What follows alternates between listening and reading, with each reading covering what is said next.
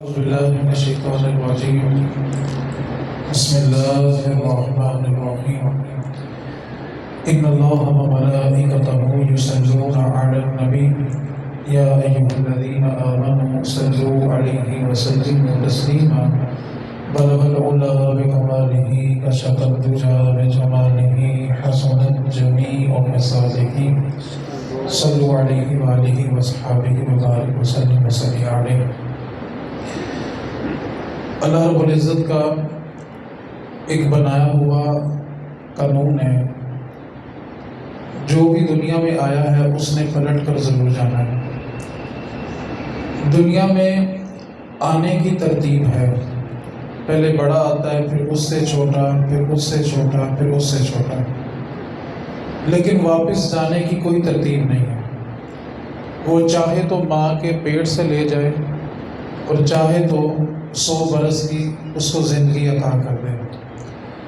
دنیا میں آنے کی ترتیب ہے، واپس جانے کی کوئی ترتیب نہیں ہے. اہل خانہ کی طرف سے جس موضوع کا مجھے حکم ہے وہ وراثت کے کچھ بنیادی مسائل ہیں، انہی کے متعلق میں گفتگو کروں گا. اس کے بعد قبلہ صدیقی صاحب، یہ میرے لیے خوش قسمتی ہے کہ آپ کی موجودگی میں مجھے سبق سنانے کا موقع ملا ہے. ہم بچپن سے آپ کو سنتے آ رہے ہیں، آج پہلی بار سبق سنانے کا موقع ہے. میں ان سے رہنمائی کا طلبگار بھی ہوں، غلطی ہو تو میری اصلاح بھی فرمائیں. اللہ تعالیٰ ایسے علماء کا سایہ دراز فرمائیں. اللہ تعالیٰ اہل سنت کا کام ان سے لیتا رہے.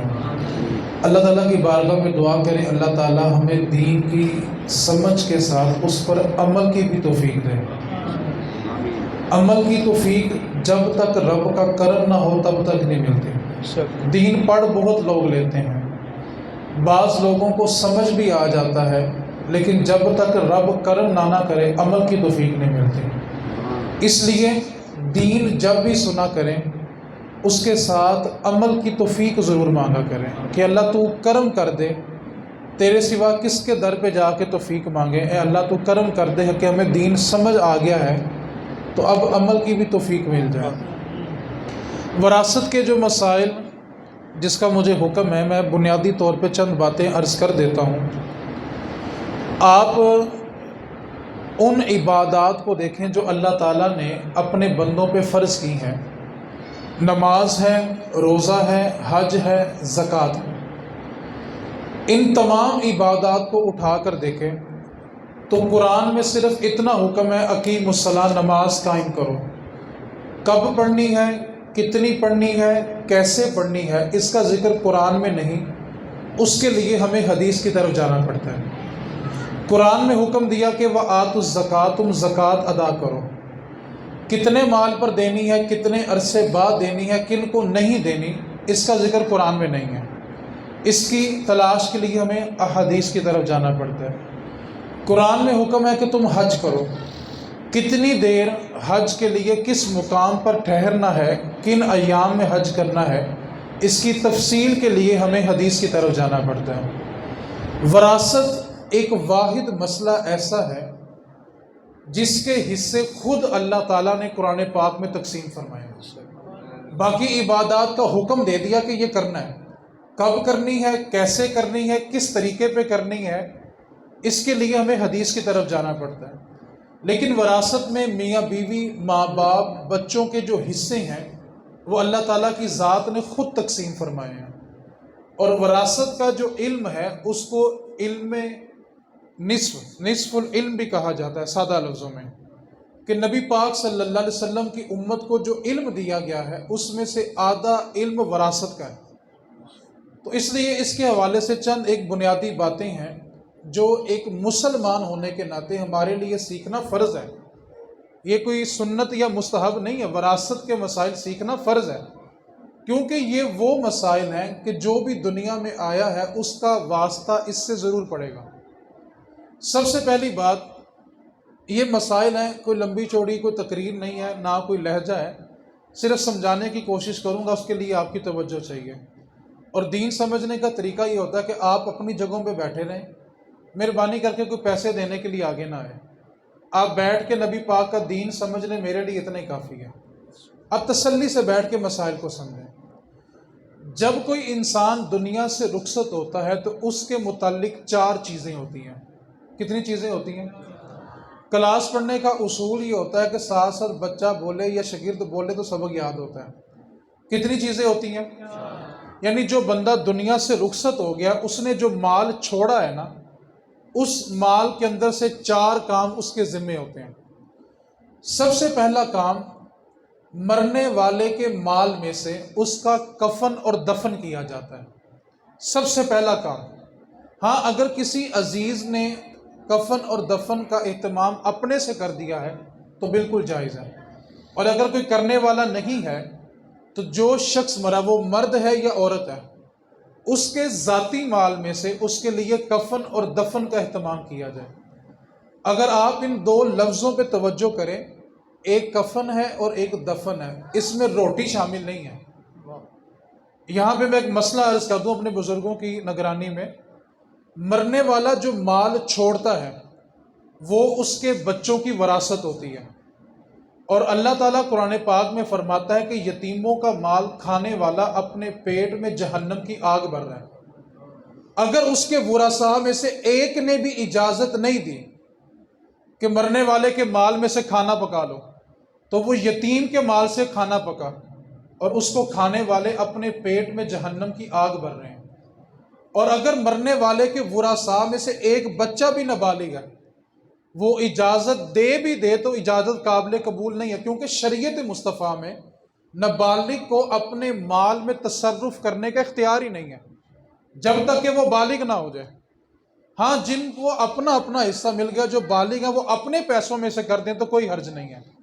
لیکن اعلیٰ حضرت نے فتاوی رضویہ میں لکھا ہے کہ مرنے والے کی طرف سے جو 3 دن ہوتے ہیں وہ 100 کے ہوتے ہیں، اور 3 دن کے اندر گھر والوں کی طرف سے کھانے کا اہتمام کرنا یہ مکروہ تحریمی ہے، اور اس کو کھانے والے، اعلیٰ حضرت نے واضح جملہ لکھا ہے کہ فوتگی والے گھر سے جو غنی لوگ ہیں، یعنی خود صاحب استطاعت لوگ ہیں، وہ اگر میت کے گھر سے 3 دن جو 100 کے ہیں، ان 3 دنوں میں سے کھانا کھاتے ہیں تو میت کے گھر کا کھانا کھانے سے انسان کا دل مردہ ہوتا ہے۔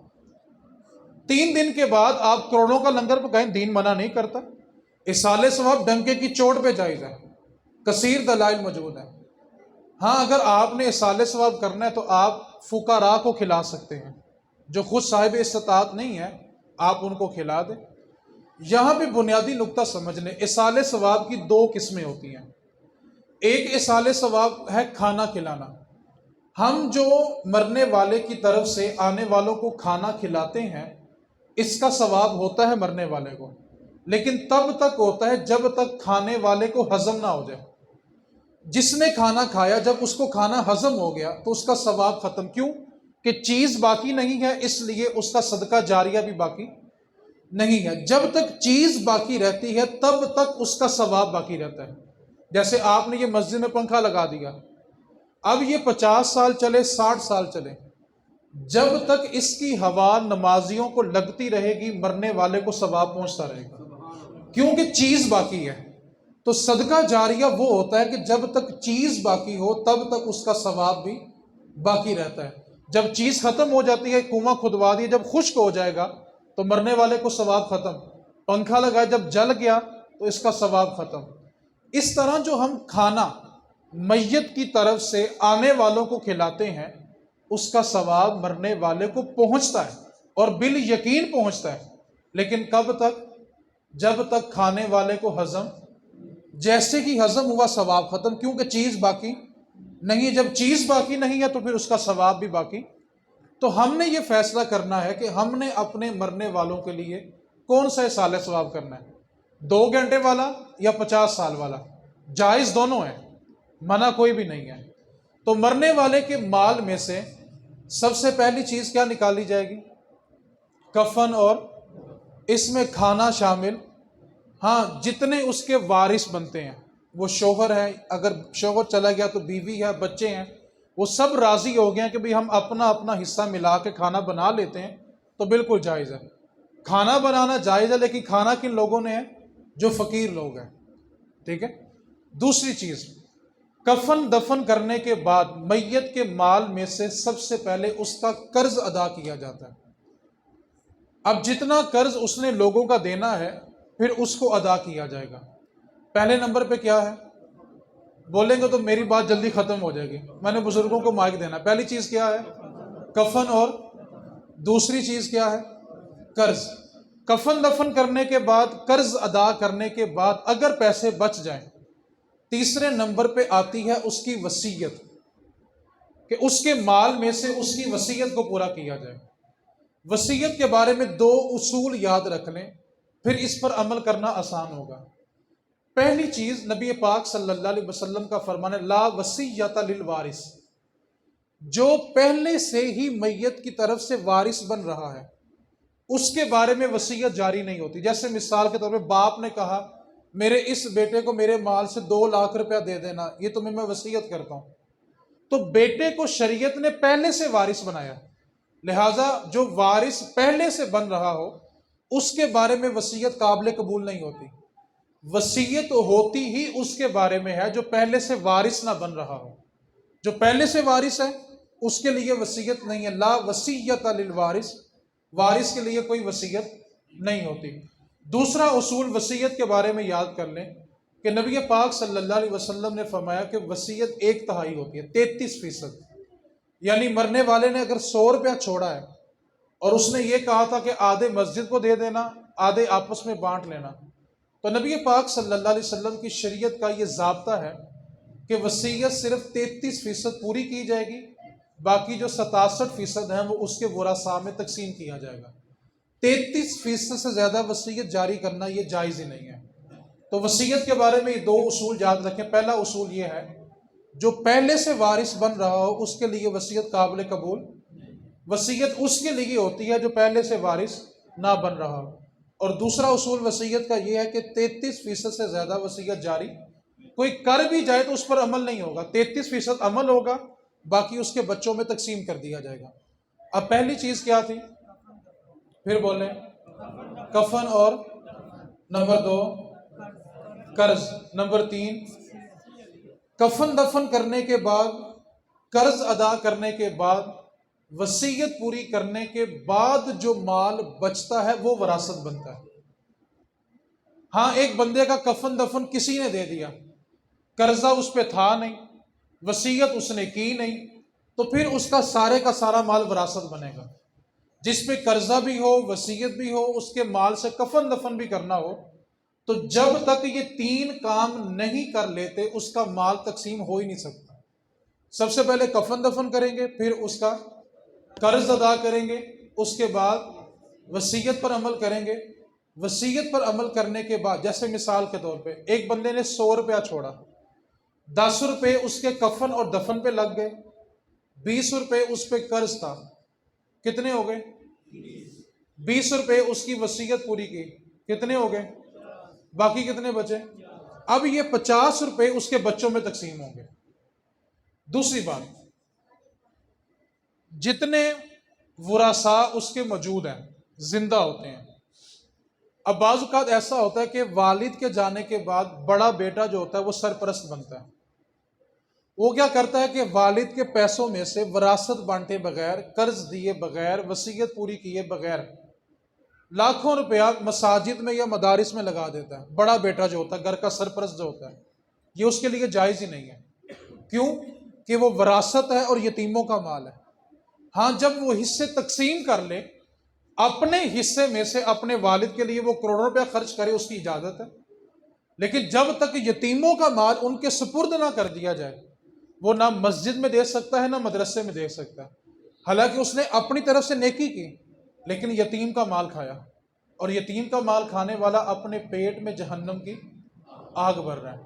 ٹھیک ہے، 2 صورتیں ہوتی ہیں ویسے 4 ہیں، آج ہم لوگوں کو جو پیش آتی ہیں وہ 2 صورتیں ہیں، کہ 2 صورتوں میں بچہ وارث نہیں بنتا، یعنی وارث بن رہا ہے لیکن اس کو وراثت نہیں ملے گی۔ ٹوٹل 4 ہیں، آپ کا واسطہ 2 سے، صرف میں 2 ہی سمجھا دیتا ہوں۔ پہلی صورت یہ ہوتی ہے، بیٹا اگر اپنے والد کو، یا جو وارث بن رہا ہے، جس کا وارث بن رہا ہے، اس کو قتل کر دے، تو پھر قتل کرنے والا وراثت سے محروم ہو جاتا ہے، کیونکہ وراثت کی تعریف یہ ہے مرنے کے بعد مرنے والے کا جو مال اس کے ورثاء کو ملتا ہے وہ وراثت ہوتا ہے مرنے کے بعد۔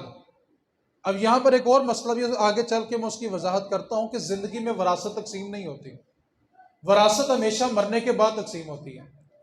اب پہلی صورت یہ ہے کہ اگر بیٹا اپنے والد کو قتل کر دے تو اس صورت میں وہ وراثت کا حقدار نہیں ہوتا۔ نمبر دو، سادہ لفظوں میں یہ ہے کہ دونوں کا مذہب مختلف ہو، یعنی ایک مسلمان ہے دوسرا کسی اور مذہب میں چلا گیا، جب مذہب مختلف ہوگا تو وہ ایک دوسرے کے وارث نہیں بنتے، قتل کر دیں یا مذہب مختلف ہو تو پھر وہ ایک دوسرے کے وارث نہیں بنتے۔ اس کے علاوہ یہ جو آج کل ہم اخبارات میں پڑھتے ہیں کہ بچے کو آگ کر دیا، آگ کرنا نہ شرعی طور پہ ہے نہ قانونی طور پہ ہے، یہ ایک دھمکی ہے۔ ٹھیک ہے، بچوں کو اگر وہ تنگ کریں حد سے بڑھ جائے تو ضرور دینی چاہیے، لیکن آگ کرنے سے نہ قانونی طور پہ بچہ آگ ہوتا ہے نہ شرعی طور پہ ہوتا ہے، وہ وراثت میں حقدار ہے اور اس کو وراثت دی جائے گی۔ جو میں نے بات کی میں سمیٹنے کی طرف آ رہا ہوں کہ وراثت ہمیشہ مرنے کے بعد تقسیم ہوتی ہے، زندگی میں جو تقسیم ہوتی ہے وہ وراثت نہیں ہوتی۔ کیوں؟ وراثت کی تعریف یہ ہے کہ بندہ مرنے کے بعد جو مال چھوڑے وہ اس کے ورثاء کو ملے تو وہ وراثت ہوتی ہے۔ اب بعض اوقات ایسا بھی ہوتا ہے کہ بزرگ یہ کہتے ہیں کہ اولاد نے اتنا مجبور کر دیا کہ ہمیں ہمارا حصہ دے دیں، ہم نے اپنا کاروبار الگ کرنا ہے، اپنا گھر الگ کرنا ہے، تو بچے باپ کو مجبور کر دیتے ہیں۔ یہاں جو والد صاحبان ہیں میں ان کو ایک گزارش بھی کرنا چاہتا ہوں، کبھی بھی اپنی زندگی میں سب کچھ بانٹ کر اپنے ہاتھ کاٹ کر اولاد کو نہ دے دینا، ورنہ چھت کے نیچے رہنے کے لیے بھی ترس جائیں گے۔ ایک بیٹا کہے گا جاؤ میرے خرچے زیادہ ہیں، اس کے گھر چلے جائیں۔ ایک باپ 7 بچے پال لیتا ہے، 7 بچے مل کے ایک ماں اور ایک باپ نہیں پال سکتے۔ اس واسطے کبھی بھی اپنے ہاتھ کاٹ کر اولاد کو نہ دیں۔ اب یہ سوال پیدا ہوا کہ وراثت اگر بچے زندگی میں مانگے، اس مسئلے کو توجہ سے سمجھنے کی کوشش کریں۔ الحمدللہ ہم سنی لوگ ہیں، تھوڑا تھوڑا علم دین سیکھنے کا بھی مزاج بنائیں، بڑی مہربانی ہے آپ کی، تھوڑی توجہ فرمائیں۔ اگر بچے زندگی میں تنگ کر، جس کو ہم کہتے ہیں ناک میں دم کیا ہوا ہے، تو کرنا کیا ہے؟ توجہ سے اس بات کو سمجھیں۔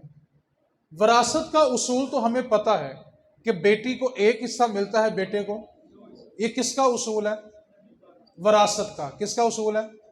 اور وراثت کیا ہوتی ہے؟ جو مرنے کے بعد مرنے والے کا مال اس کے ورثاء کو ملے، وہ کیا ہوتی ہے؟ وراثت۔ یہ کس کا اصول ہے کہ بیٹی کو ایک حصہ، بیٹے کو 2 حصے؟ یہاں پر ایک بات اور بھی یاد رکھیں، آج کل نا ملحد طبقہ بڑا زیادہ ہو گیا جو دین سے بیزار ہے۔ لوگ کہتے ہیں یہ لبرل طبقہ ہے، یہ روشن خیال ہے، یہ روشن خیال نہیں، یہ روغن خیال ہے۔ ان کے خیالات کو بھی روغن ہوا ہے۔ انہوں نے اسلام پر ایک اور اعتراض کیا کہ دیکھیں جی آپ کہتے ہیں یہ جو آزادی مارچ میں عورتیں گھومتی ہیں، دیکھیں جی اسلام نے عورت کو برابری کا حق ہی نہیں دیا، عورت کو ایک حصہ دیا ہے، مرد کو 2 حصے دیے ہیں، اسلام نے تو عورت کو برابری کا حق ہی نہیں دیا۔ اعتراض بندہ سنے تو کہتا ہے یار بڑا بہترین اعتراض ہے کہ عورت کو ایک حصہ کیوں ہے، مرد کو 2 حصے کیوں ہیں؟ اگر شریعت نے عورت کو ایک حصہ دیا ہے نا، اس پہ نہ اولاد کی ذمہ داری ہے، نہ شوہر کی ذمہ داری ہے، نہ ماں کی نہ باپ کی۔ عورت کے پاس جو مال ہے وہ خالصتاً اسی کا ہے، اس پر کسی کی ذمہ داری نہیں ہے۔ اگر اللہ نے مرد کو، بیٹے کو 2 حصے دیے ہیں نا، اس پر اولاد کے بھی خرچے ہیں، بیوی کے بھی خرچے ہیں، ماں کے بھی ہیں، باپ کے بھی ہیں، جو بہنیں ابھی شادی نہیں کر کے گئی ان کے خرچے بھی اس بھائی کے ذمہ ہیں۔ آپ توجہ کریں، بھائی کو اگر حصے 2 ملے ہیں تو ساری ذمہ داری بھی اس پر ہے، اور عورت کو اگر ایک حصہ ملا ہے اس پر ذمہ داری کسی کی۔ اب بتائیں مال کس کے پاس زیادہ ہوا؟ عورت کے پاس زیادہ ہوا، کیونکہ اس کے اوپر کسی کی ذمہ داری نہیں ہے۔ تو اب اس بات کو سمجھیں، اگر اولاد زندگی میں تنگ کر دے، ناک میں دم کر دے تو کیا کرنا ہے؟ زندگی کے اندر جو مال ہم بچوں کے درمیان تقسیم کرتے ہیں نا، کہ اندر کے اندر یار میں اپنی جیندی جاگ دے، اے اپنے ہتھی کم کر جاواں، جو چیز والد یا والدہ اپنی زندگی میں تقسیم کر دیں وہ وراثت نہیں ہوتی، وہ تحفہ ہوتی ہے۔ اور تحفے کے لیے یہ اصول ہے کہ بیٹے اور بیٹیوں کو برابر برابر دیا جائے۔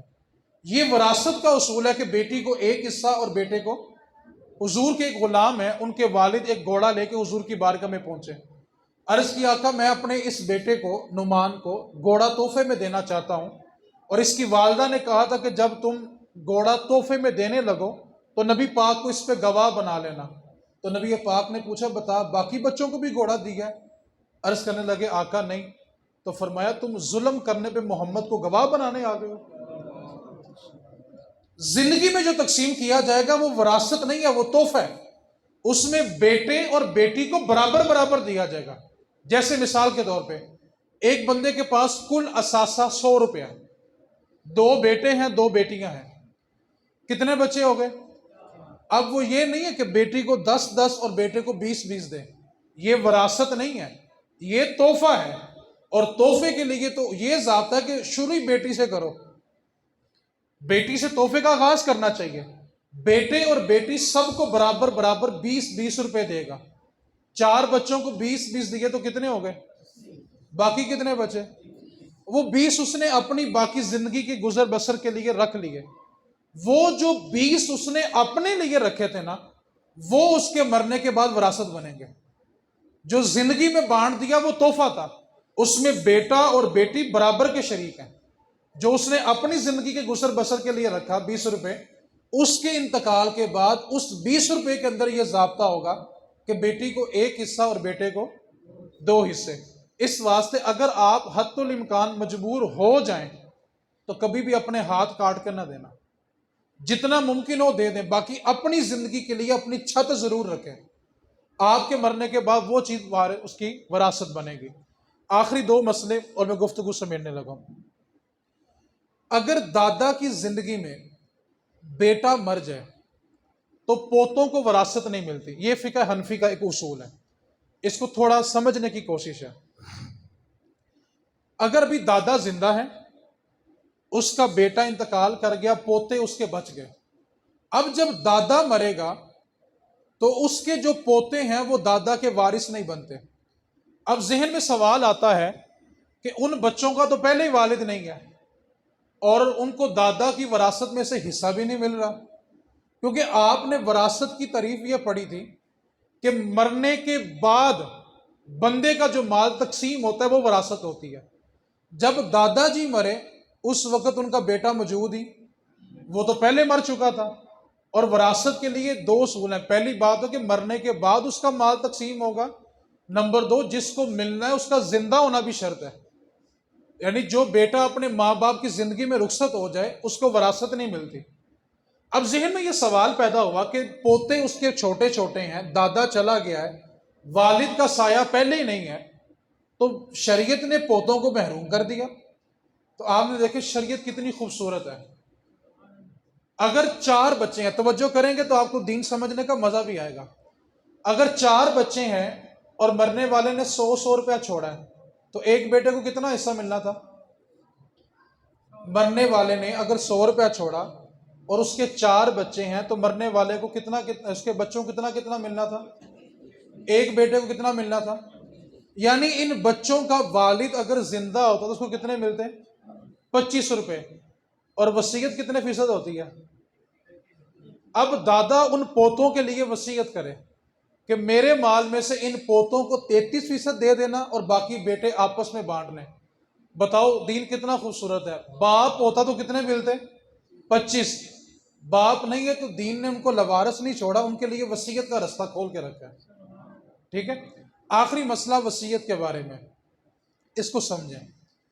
نبی پاک صلی اللہ علیہ وسلم نے ارشاد فرمایا، جو لوگ کسی کی وراثت کھا جاتے ہیں، زمینوں پہ قبضہ کر لیتے ہیں، میرے نبی پاک نے میں جتنی زمین پہ قبضہ کیا جائے گا نا، قیامت والے دن وہی زمین 7 حصوں سے یعنی 7 زمینوں سے نکالی جائے گی، آگ کا توک بنا کے وراثت کھانے والے کے گلے میں ڈالا جائے گا، اور اس کو میدان محشر میں گھسیٹا جائے گا، اور اعلان ہوگا یہ وہ بندہ تھا جو دنیا میں لوگوں کا مال ناحق کھایا کرتا تھا۔ آج ہم سب کو نا حاکم عمر بن خطاب کے نقش قدم پہ چلنے والا چاہیے۔ بہنوں کی وراثت ہم لوگ کھا لیں، بجلی چوری ہم کریں، چیزوں میں ملاوٹ ہم کریں، اور ہمیں حاکم عمر بن خطاب چاہیے؟ میرے نبی کا فرمان ہے اعمالکم مالکم، تمہارے نامہ اعمال ہی تمہارے حکمران ہیں۔ جس قوم کو عمر بن خطاب ملے تھے نا، اس قوم کا معیار یہ تھا، جب ماں نے بیٹی سے کہا تھا نا بیٹا دودھ میں پانی ملا لو صبح قیمت زیادہ آ جائے گی، تو بیٹی نے کہا ماں نہیں، امیر المومنین عمر بن خطاب نے منع کی ہے۔ تو ماں نے کہا بیٹا اس وقت کون سا عمر دیکھ رہا ہے؟ عرض کی ماں جی عمر نہیں، عمر کا رب تو دیکھ رہا ہے نا۔ جب قوموں کا معیار یہ ہوتا ہے نا، تو پھر جا کر ان کو عمر بن خطاب دیے جاتے ہیں۔ اب یہ ہمارے زمانے میں نا ایک شور پڑ گیا، بہن اگر اپنا حصہ لینے کے لیے بائی کی دہلیز پہ آ جائے نا، تو اس کو پہلا تانا جو سننے کو ملتا ہے، تیرا بیاہ نہیں سی کیتا، تینوں سامان نہیں سی دیتا، تیرا جہیز نہیں سی بنایا، تینوں زیور نہیں سی پایا۔ شریعت نے تو آپ سے کہا ہی نہیں تھا کہ آپ بہن کو 2 ٹرک بھر کے جہیز کے دیں۔ شریعت نے تو آپ سے کہا ہی نہیں تھا کہ آپ 7 تولے زیور ڈالیں گے تو رخصتی ہوگی۔ شریعت نے تو آپ سے کہا ہی نہیں تھا کہ 400 کی برات بلا کے 2 لاکھ کا کھانا بنا کے پھر بہن کو رخصت کرنا۔ یہ تو آپ نے کیا تو اپنی مرضی سے کیا۔ وراثت اس کا بنیادی حق ہے۔ جو بھائی یا جو والد شادی کے جہیز کے پیچھے چھپ کر وراثت کھا لیتے ہیں، قیامت والے دن رب کا سامنا کرنا بڑا مشکل ہو جائے گا۔ وراثت دینا یہ فرض ہے۔ اب کچھ لوگ کہتے ہیں ہم نے معاف کر دیا، اللہ تعالیٰ نے یہ حق رکھا ہے، آپ معاف نہیں کر سکتے۔ ہاں آپ وصول کرنے کے بعد واپس کر دیں، وصول کرنے کے بعد جہاں مرضی خرچ کر دیں، کوئی اعتراض نہیں۔ کوئی بہن بھائی ماڑا ہے، آپ اپنا حصہ لے کے اس ماڑے بہن بھائی کو دے دیں، لیکن آپ کے لیے وصول کرنا ضروری ہے۔ یہ جو طریقہ آج ہمارے گھروں میں ہو گیا، جی او باجی نے کہا تھا سی میں حصہ نہیں لینا، بھائی کیوں کہہ دیا؟ اللہ فرما رہا ہے یوصیکم اللہ، اللہ تمہیں وصیت کر رہا ہے فی اولادکم، تمہاری اولادوں کے بارے میں۔ یہ اللہ کا حکم ہے کہ ان کا حصہ ان کو دیا جائے۔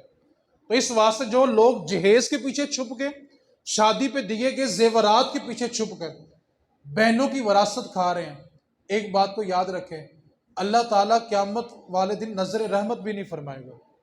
اس واسطے اس چیز کو سمجھنے کی کوشش کریں۔ 4 چیزیں میت کے متعلق ہوتی ہیں۔ پہلی چیز کیا ہے؟ کفن، اور نمبر 2 قرض، نمبر 3 وصیت، نمبر 4 وراثت۔ پھر بولیں گے تو یاد رہے گا انشاءاللہ۔ پہلی چیز کیا کرنی ہے؟ کفن، اور کوئی اور دے دے تو جائز ہے۔ نمبر 2 قرض، قرض دینے کے بعد وصیت کتنے فیصد ہوتی ہے؟ اور کس کو نہیں ملتی؟ جو پہلے سے وراثت میں حصے دار ہو اس کے لیے وصیت جاری۔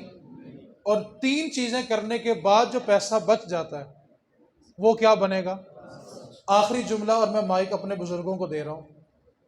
اپنی اولاد کو سب کچھ دیتے ہیں، اپنی حیثیت، اپنی طاقت سے بڑھ کر ہم اپنی اولاد کو دیتے ہیں۔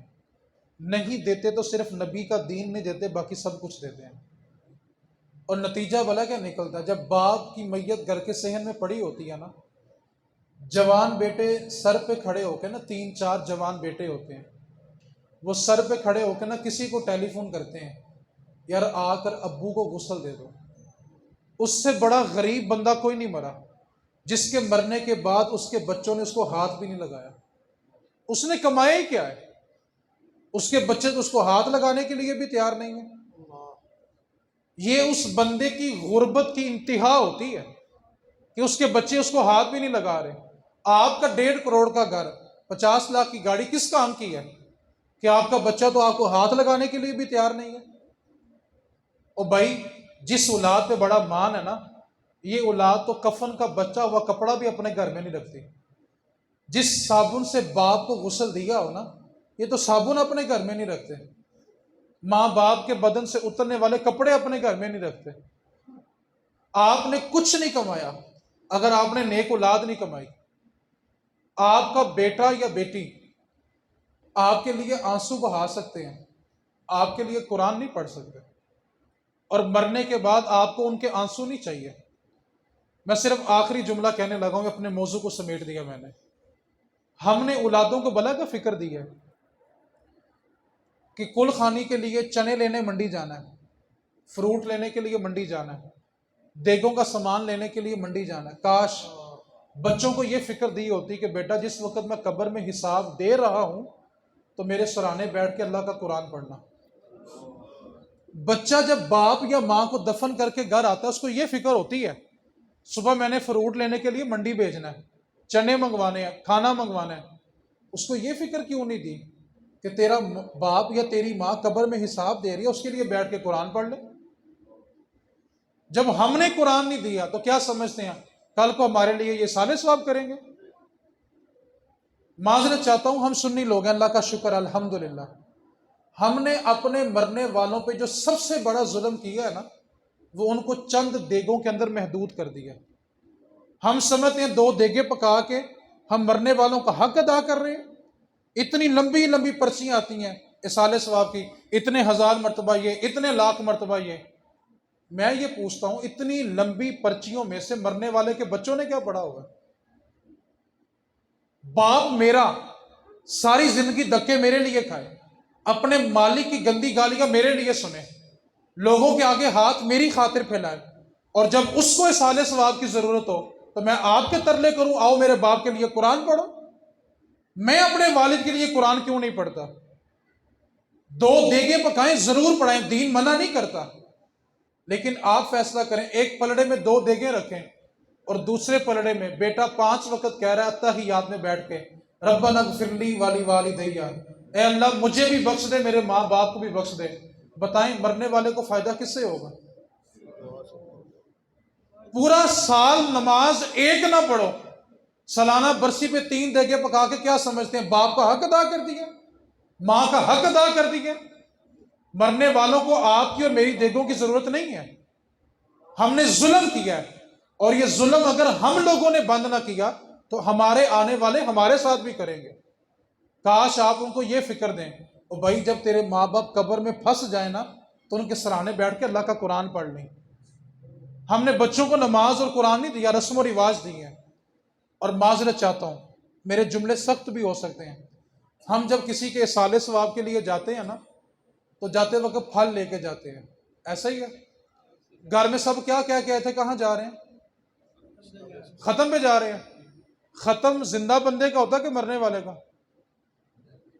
بولو یار، اصالے ثواب یعنی جو 40واں یا ساتہ جو ہوتا ہے کس کے لیے ہوتا ہے؟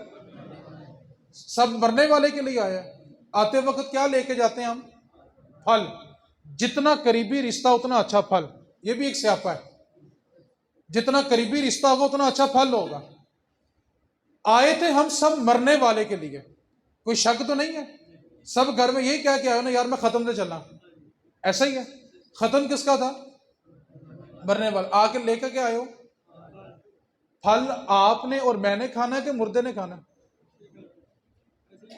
آپ نے کھانا ہے اور میں نے کھانا ہے۔ آئے کس کے لیے تھے؟ اس کے لیے کیا لے کے آئے ہو؟ جب ہم نہیں نہ لائے ہمارے لیے کوئی نہیں لائے گا۔ جانے والے کے لیے سب سے بڑا اصالہ ثواب اس کا بیٹا ہے، اللہ اس کو دین پر استقامت دے۔ وہ اسپیشل بیٹھ کے نہ بھی پڑھے، جب جب قرآن پڑھے گا ماں کی قبر ٹھنڈی ہوگی۔ اللہ بچے کو سب سے بڑا اصالہ ثواب نیک اولاد ہوتی ہے۔ کیوں بلا؟ مرنے والے کا بچہ اگر ڈاکٹر ہو تو جنازے میں زیادہ لوگ کون آئیں گے؟ دکاندار ہو تو، کاروباری ہو تو، انجینئر ہو تو، اور بیٹا اگر حافظ قرآن ہو تو، اور بیٹا اگر عالم دین ہو تو، جہاں تک نگاہ اٹھاؤ گے تمہیں عالم دین نظر آئیں گے۔ یار سناؤ مرنے کا مزہ آیا کہ نہیں آیا؟ پھر یار ابھی آپ لوگوں نے شاید جنازے پہ غور کیا نہیں، درجنوں علماء جنازے میں ہاتھ باندھ کے کھڑے تھے، کس کی برکت تھی؟ ایک بچے ہی دین کو دیا نا، اللہ نے اس کے صدقے علماء کو کھینچ کے وہاں پہ کھڑا کر دیا۔ مولا علی فرمایا کرتے جب کسی سے دوستی لگاؤ تو اس بات کا خیال رکھنا تم اپنے جنازے کی پہلی صف جمع کر رہے ہو، جیسے تمہارے دوست ہوں گے ویسی تمہاری جنازے کی پہلی صف ہوگی۔ آپ اور میں سوچیں ہمارا تعلق کن لوگوں سے ہے اور ہماری جنازے کی پہلی صف کیسے ہوگی؟ اب جس کے جی میں آئے وہ حاصل روشنی کرے، اب جس کے جی میں آئے وہ حاصل روشنی کرے۔ ہم نے تو دل جلا کے سر عام کر دیا، وما علینا الا البلاغ۔